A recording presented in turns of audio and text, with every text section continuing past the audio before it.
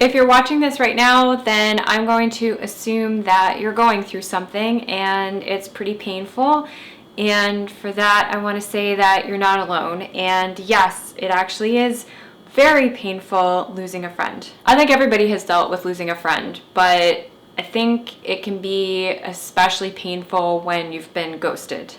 I think it's safe to say that everybody's lost a friend, whether it's through your friend breaking up with you or ghosting you or just drifting apart or your friend passing away. I don't think that friendships get the respect that they deserve in terms of just how painful it is to lose a friendship. And I really strongly feel that friendship loss can be either just as bad or even more significant than losing a relationship where you're in an intimate relationship with that person. I don't think that under most circumstances ghosting is okay. I think it can be okay if there's a situation where the person is toxic and it's kind of a scary situation and you really need to get out of it, or you've expressed your desire to leave that relationship and that person is not taking no for an answer. But I think in general, being ghosted is just wrong to do to somebody because it really leaves the other person tormented really about why did this happen. And even if they have a sense of why that happened, and which I'm actually going to talk about today, I think it still says that the other person doesn't respect you enough or care about you enough to just simply state what they feel and how they feel and that they don't want that friendship anymore. So recently my best friend, or we're just going to call her Sarah, ghosted me after 6 years of friendship.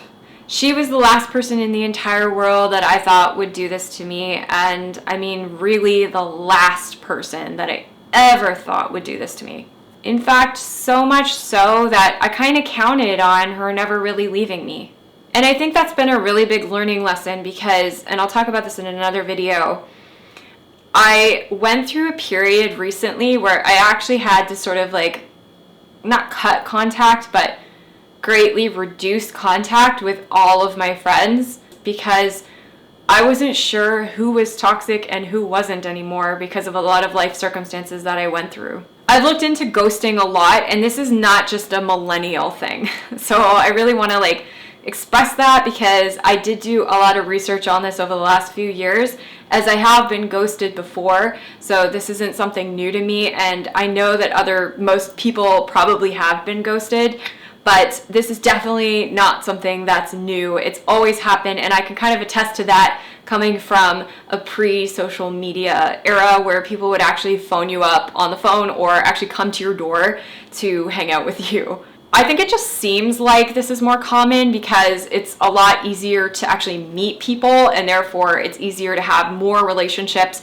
and then be ghosted more often. Okay, so here is my story time. So I met Sarah 6 years ago in a support group for a chronic illness that we both shared. At the time, I was going through the process of trying to get diagnosed with this, and I was pretty sure that I had it, but it wasn't positive, and she had already been diagnosed and was kind of helping me through that process for the first 6 months or so. I would say she seemed pretty supportive, and then after that time period, in fact, probably before that time period, she stopped seeming like she was listening to me so much and seemed more like she was talking a lot about her pain and her situation, and I was kind of getting the sense that she didn't really want to hear about what I was going through. And I guess that really should have been my first warning sign, was that we met in a chronic pain group. And number two is that she wasn't the greatest listener. And in fact, so much not a great listener, as in I felt really unheard all the time, to the point where by the end of the relationship, I was feeling more relieved that she wasn't around, because every conversation that I was having with her was just completely draining, because it was me listening to her going on and on about the same things over and over that I had tried to sort of work through with her and give her advice on and suggest ways that she could maybe change the situation, because it felt like she was just spinning in circles, but she never actually did anything. And then if I suggested something for her to try, she would just completely ignore what I had said, And then later on, she would start talking about it because somebody else had suggested it to her, like it was a new idea and like a really brilliant thing to do, which hurt even more because then I really could understand that she was absolutely just not listening to me at all. But it also made me feel like she didn't care about any of the things that I had to say. Like the things that I had to say were just irrelevant coming from me. So in the beginning of the relationship, Sarah would meet up with me and everything, but then as time went on, it became more and more difficult. And every single time that she would meet up with me or we would be on the phone, she would either have to cancel plans last minute or let me go off the phone because of her boyfriend. So it became pretty quickly apparent to me that her boyfriend was controlling, but then she would start telling me things that he would say that were just outright abusive. For a long time, I kept my mouth shut about just how abusive I felt he was, because obviously this was a new friend and I really liked her and we had a lot of fun together, you know, we had a lot of stuff in common. So it was something that, you know, it's kind of awkward to bring up. And I also kind of thought that, hey, like she has a lot of friends and you know, they seem really, really close and very long-term friends. So surely they've mentioned it and surely they're going to step in when, you know, he's out of line. But they never did. A year ago, I started to go through a cancer scare and she had actually gotten a procedure to avoid getting cancer. So, and by the way, I'm still going through that cancer scare. And I actually found that all of my friends that I had at the time were actually incredibly unsupportive. And I think a lot of people find that too. I think a lot of people find that when they're going through something like a cancer scare or a cancer diagnosis or another really serious chronic illness, especially one that affects your abilities, I think it's quite common for people to find that their friends aren't as good as friends as they actually thought they were. I feel like I considered her a better friend than she considered me. And I don't mean better as in a better friend. I mean, I feel like I considered her to be a closer friend than she considered me to be, except that she used me as though I was a really, really close friend, like one of her absolute closest friends. But I never got the title of best friend. And I wasn't looking for that title, but she already had somebody that she would consistently call her best friend. Like she wouldn't use this girl's name. She would just say, my best friend. And this was somebody who like never showed up at the events, at the birthday parties. She showed up late at like one party one time. Like I met her once or twice in all of the 6 years that I knew this girl. And I met all her other friends like multiple times. And I never really heard anything good about this girl. And when I actually met her, she was actually really rude. So I'm not really sure why this was her best friend. I think it was because they met a really long time ago and she had this idea in her head that this person was there. And I mean, she would do things like show up at the hospital for, you know, this girl's, Sarah's surgery. But, you know, I would offer to do that and then I would come over with something home cooked after her surgery, and yet I just never got treated like I was a good friend. So for instance, what happened was that she asked me if I would be her maid of honor, and I was like, whoa, that's amazing. Like, yes, absolutely. And then after I said yes, she was like, oh, I'm so happy that you're gonna be my maid of honor because, you know, my best friend didn't want to do it.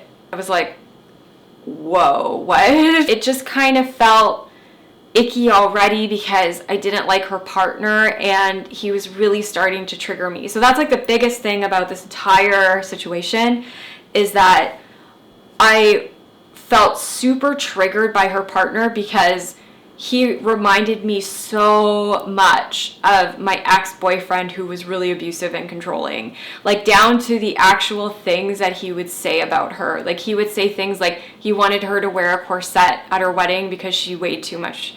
And he wasn't attracted to her anymore because, you know, she had gained weight. She had actually lost like 50 pounds or something. Like she'd lost a lot of weight. And that's when he actually said this to her. So like obviously it was a control thing and didn't have to do with that. But this was something that he was always on her ass about. Like he would constantly criticize her weight. So during this whole cancer scare, I developed acute pancreatitis at the same time for the first time. And I got extremely sick. And I was going through a lot of personal stuff as well at the time. And when I had told her about the lump that I had found, she went and spoke to him and then got back to me and said, well, he says that you don't have cancer.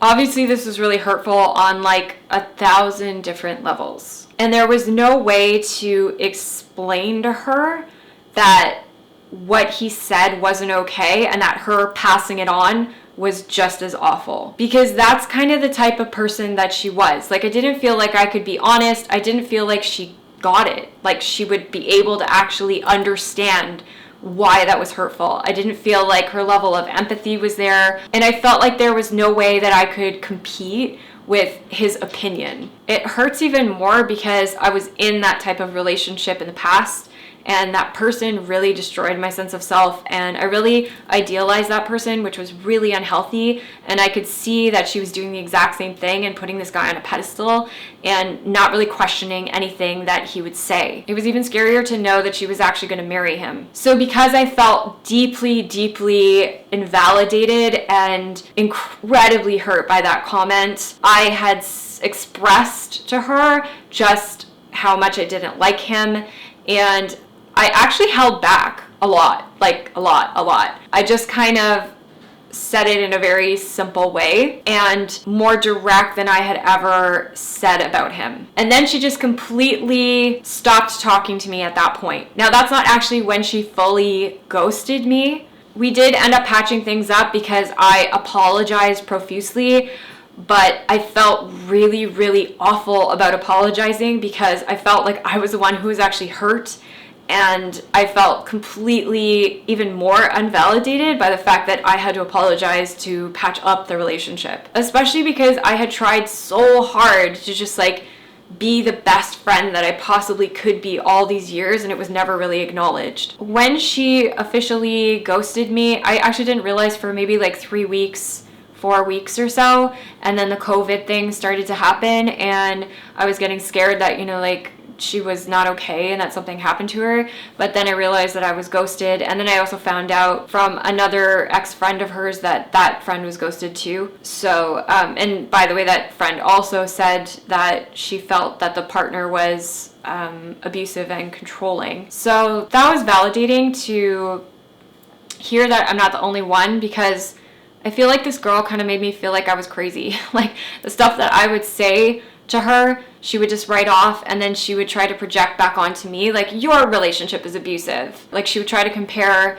mother-in-laws and partners, and it just got really exhausting in the end. I'm still going through it now, and it's been really, really difficult. It may not come across just how difficult it has been. I mean, obviously you guys aren't in my life, and it's hard to express in words just how painful this is, but it feels like a breakup, and it feels like a major, major loss to me. So in that sense, it's been re-traumatizing. And I know a lot of people will say that ghosting is abusive, but I don't believe it's abusive. I do believe that it can reopen those trauma wounds.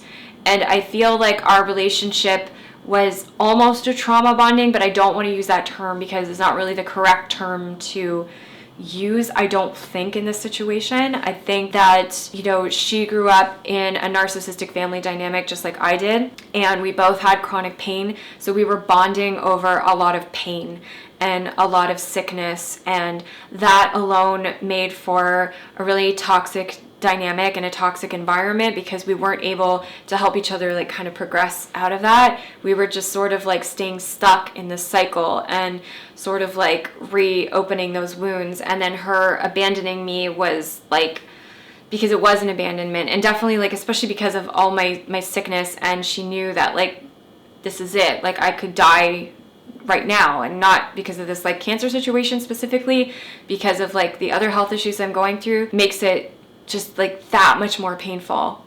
For a long time, I had asked her to stop talking about him because it was triggering me, and in that way I wasn't honoring myself either, because I was staying in a relationship that I knew was just stressing me out and making me upset every time that she would talk about this person. But I was just kind of like ignoring that. And I guess like in reality, it doesn't make any sense to, maintain a friendship with somebody if you really can't stand their partner and that's all they're talking about because that's the most important person to them. when this first happened, I noticed in my body, I was already having some issues with tremors, and I've been having that for the last year or 2 years or so, but they've been getting progressively worse. But I did notice that within that like couple weeks that she wasn't responding, and then when I realized, like the day that, she had actually ghosted me, my whole body was like vibrating. Like it was just like absolutely like going nuts, and I couldn't really hold it in. And so like I finally just like let it all out, and I really cried it out for like quite a while. It released a lot for me. It released a ton of emotions for me, and I was able to come to the realization of why this hurt so much, that it wasn't just being ghosted, and it wasn't just the loss of a friendship. It was like abandonment through all the things I've been going through. It was like being afraid to die alone. It was like having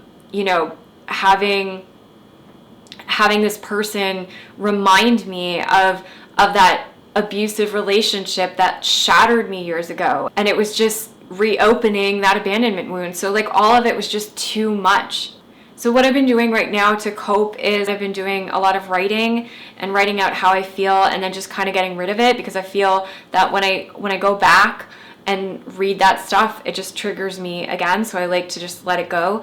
But I'm not saying that you can just like write letters and journal and it'll make everything better, because I feel like that's a very simplistic thing to say for such a serious and complex issue as losing a friend. But it's one of the things that I've been doing, and I do think that professional therapy is a great idea when you're dealing with things like this, especially when they're really complex and it's not just about losing a friend, because usually it's not just about losing a friend. Like I think a lot of us get triggered in a lot of ways when we're having conflicts, and when things like ghosting has happened to us, or we've lost a friend to death, like when then we're faced with our own mortality and things like that. Like it's so complicated. Other things I've been doing is mindfulness meditation, like I always do, and yoga, things that are like somatic movement, where I'm moving very deliberately and gently in my body every day. Volunteering is another thing that I've been doing.